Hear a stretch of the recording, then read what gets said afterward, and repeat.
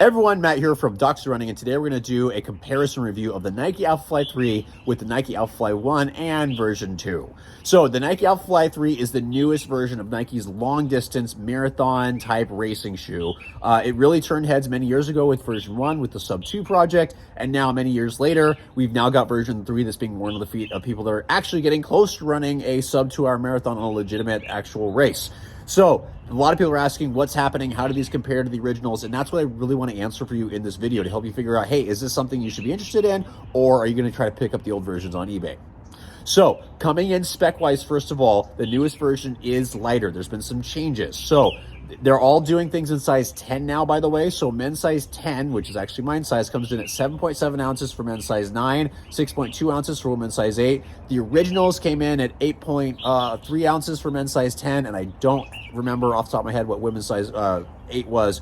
The stack height measurements are supposed to be 40 millimeters in the heel for both of them. It is 32 in the forefoot for the Alphafly 3 and 36 in the forefoot for the Alphafly 1, giving this an 8 millimeter drop and this one a 4 millimeter drop. And that's kind of where I want to start, is the ride, because that drop difference is definitely noticeable. It's something that with the original, I use these for a lot of workouts. I use these for a lot of easy and long runs. And that low heel with the soft foam, it definitely felt like you kind of get stuck in the heel. Like, it was for those who don't do super with negative drop shoes like me, because I don't have enough ankle motion. I just kind of found myself compensating. And when I really landed hard, it was like, I feels like I had to climb out of the shoe.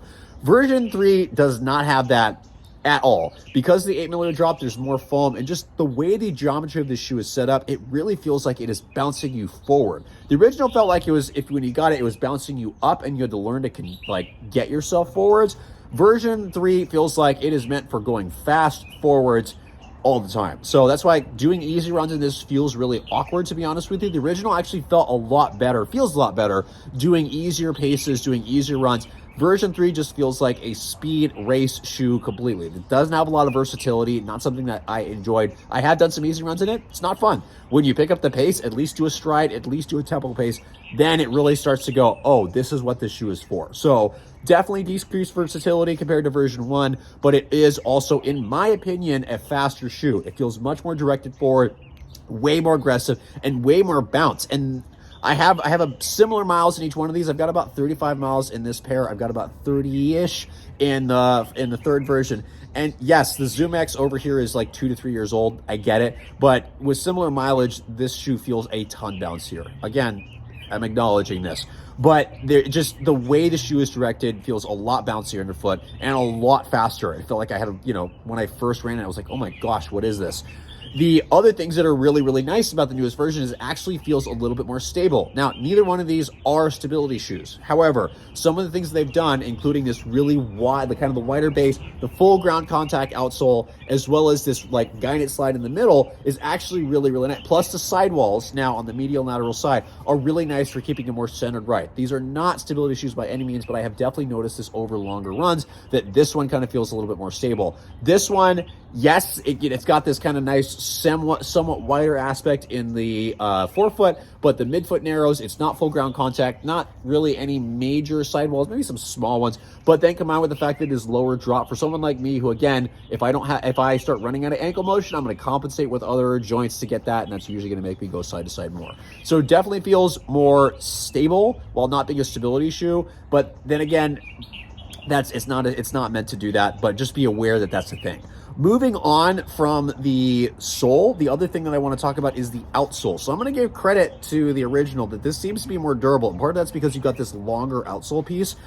The small piece here, you can see the early wear, which I had the same thing on the Vaporfly 3 where I started chewing through the exposed Zoom X, which is kind of expected. These pieces of rubber here, the outsole rubber, are doing fine. The forefoot is doing phenomenal. Obviously, there's no issues here. Durability is great. But these pieces I'm a little worried about because I tend to rip those off. So if you're a heel striker that scuffs like me, this may not be the best option for you from a durability standpoint, especially for the cost. But if you're someone that lands more on the front of your foot, this is going to be awesome. You're going to be absolutely fine durability wise. That's the other thing in terms of talking about foot strike. If you land on the front of your foot or the heel, you're going to do well either way. There's a ton of bounce in the heel. There's a kind of a slightly firmer bounce in the forefoot. This one, again, I felt like in the first version, if you were more of a forefoot striker, it tended to work better. If you were a heel striker that could climb out of it, it tended to work better. But that's just a personal opinion. No evidence base that up. That's just based on my own mechanics. Moving up to the upper, these are relatively similar. The only thing that's different is that the older version felt like it had more volume up and down. Uppers are fairly similar. This is a little lighter. The only difference now is that I feel like this has more of that racing fit, where this is, again, version 1 definitely wins for versatility and comfort.